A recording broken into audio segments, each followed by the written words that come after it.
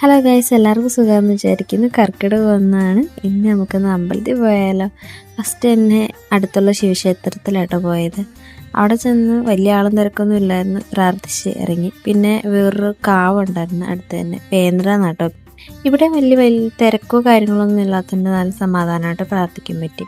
First കാണിച്ച മണി എന്താണെന്ന് വെച്ചാൽ, നമുക്ക് എന്തെങ്കിലും ആഗ്രഹം ഉണ്ടെങ്കിൽ ഈ മണി വെച്ചിട്ട് പ്രാർത്ഥിച്ച് നടക്കുമെന്നാണ് പറയുന്നത്. പേനട എന്നാട്ടോ ഈ കാവിൻ്റെ പേര്. അപ്പം നമ്മുടെ ഫസ്റ്റ് കാണിച്ച ശിവക്ഷേത്രത്തിൽ കയറി കഴിഞ്ഞാൽ പേനടയും പിന്നെ ഒരു മഹാവിഷ്ണുവിൻ്റെ ക്ഷേത്രമുണ്ട്. ഈ മഹാവിഷ്ണുവിൻ്റെ ക്ഷേത്രത്തിൽ പോയി നമ്മൾ മൂന്നിടത്തും കയറിയാലേ ആ ഒരു പൂർണ്ണത വരുത്തുള്ളൂ എന്നാണ് കേട്ടോ പറയണേ ഇവിടെ.